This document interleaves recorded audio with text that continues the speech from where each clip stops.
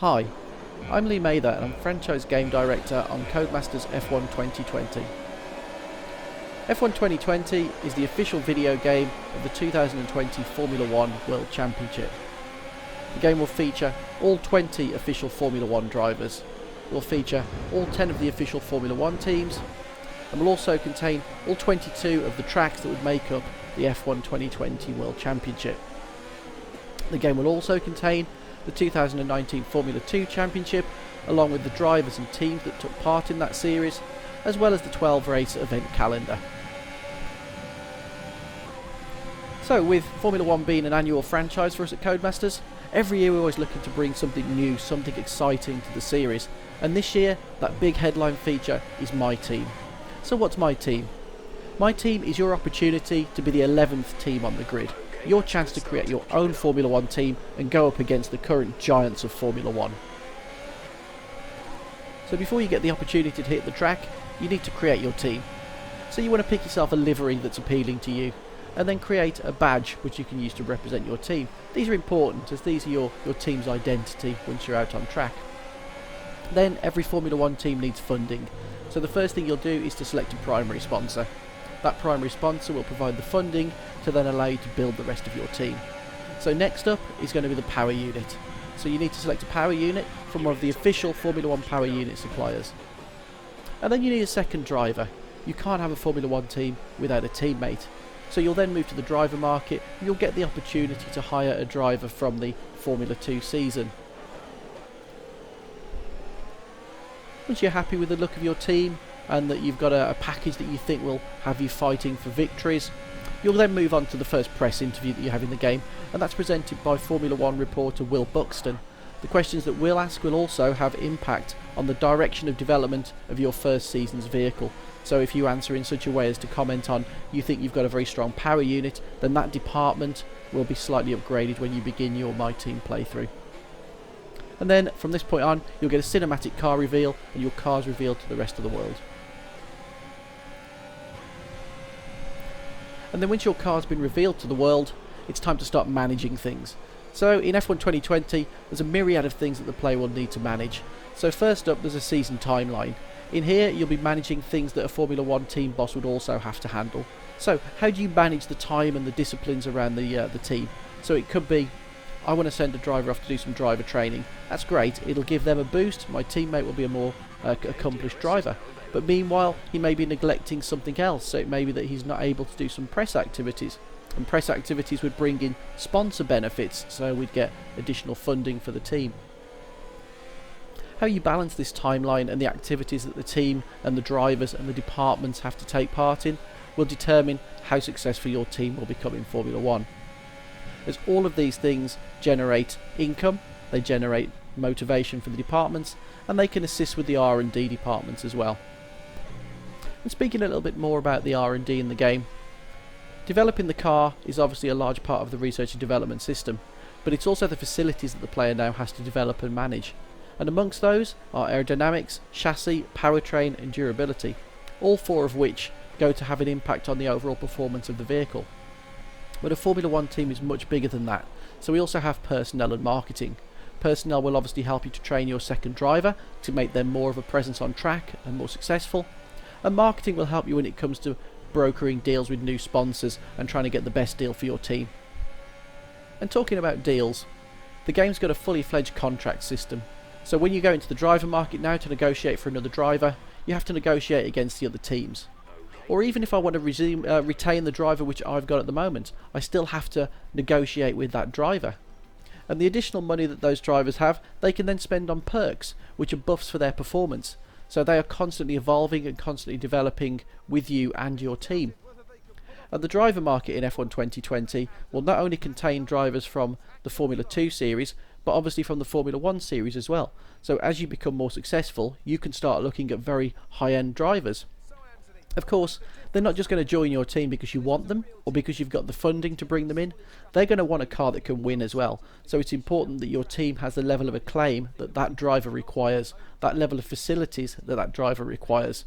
If, for example, I approach Charles Leclerc and he's expecting an engine facility at level 3, chassis at level 3, and that's the absolute minimum he'll accept, and I'm not at those levels, then the negotiations are going to fall down straight away.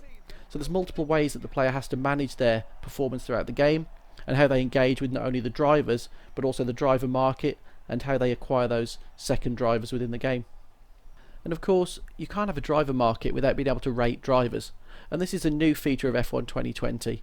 We've worked very closely with the technical team at Formula 1, and we've derived a wide variety of stats that we've used to give accurate statistics for how we think each driver should be rated within the game. Each driver is rated on their experience, their racecraft, their awareness out on track, and their pace. And this gives you a great starting point to understand what sort of value for money you're going to get from a driver, what sort of level of performance you're going to get, and is the basis of the driver market. These statistics will also be updated throughout the course of the season based on the driver's real world performances out on track.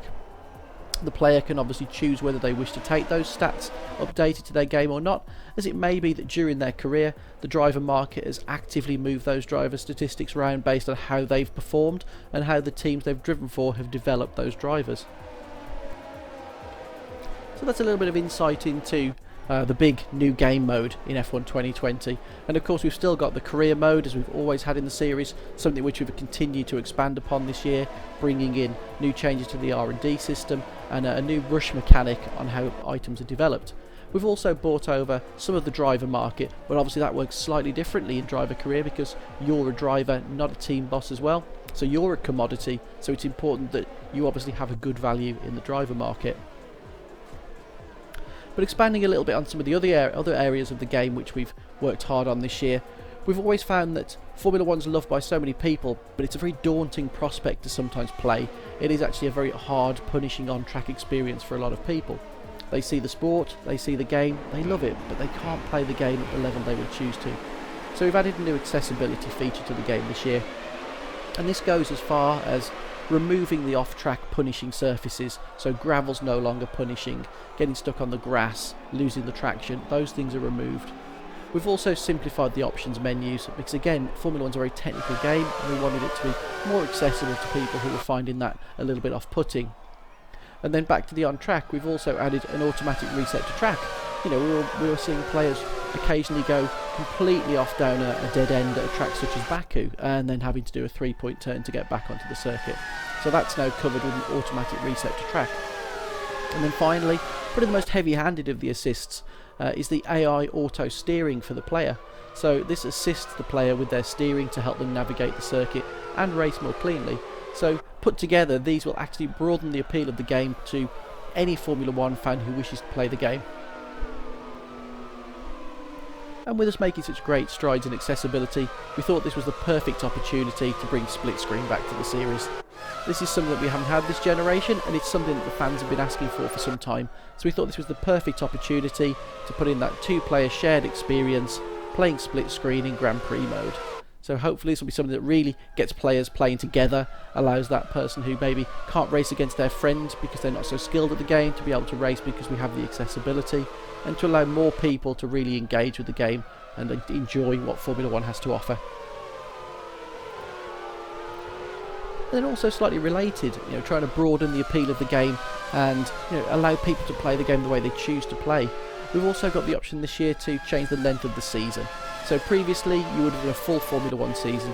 Now the player has the opportunity to do a 10 race season and pick the tracks that they wish to race, a 16 race season or the full 22 race Formula 1 calendar. This is fantastic for players who have a limited number of favourite tracks maybe, or are slightly more time limited and don't have the time to do a full 22 race season. Or also just for those people who literally want to skip Monaco because it's such a challenging though beautiful circuit. And while I'm mentioning circuits, that transitions nicely into the two new circuits that we've got in the game this year. So the first one being Zandvoort. Zandvoort is a beautiful track based in the Netherlands, set on a beach location. It's a very old school Formula 1 track, but it's had a huge amount of work this year to bring it up to modern Formula 1 standards, including the inclusion of a very unique banked corner, something which we haven't seen in Formula 1 for some time.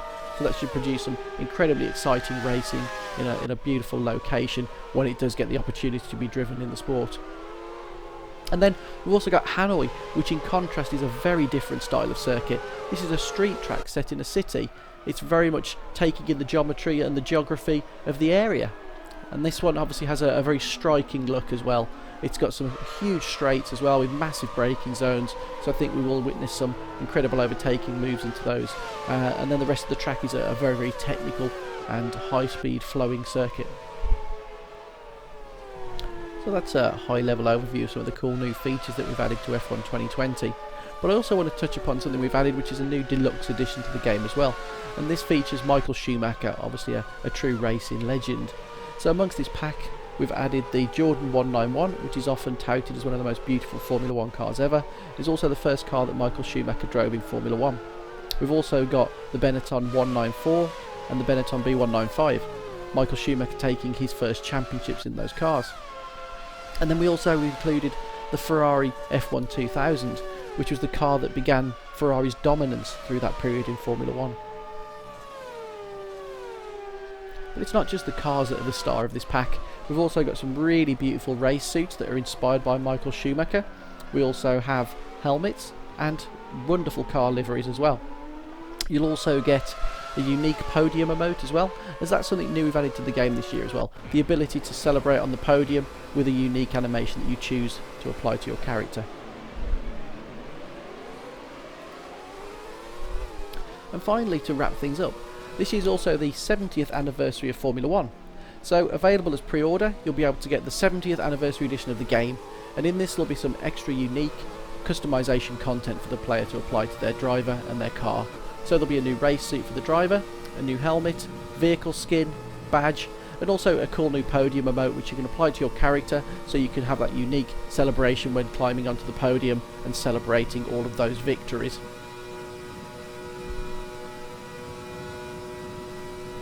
So I really hope you've enjoyed that very brief insight into what we've done with F1 2020 this year. The game will be out on July the 10th, and it'll be available on Xbox One, PS4, PC, and for the first time, Google Stadia. So thank you very much for watching.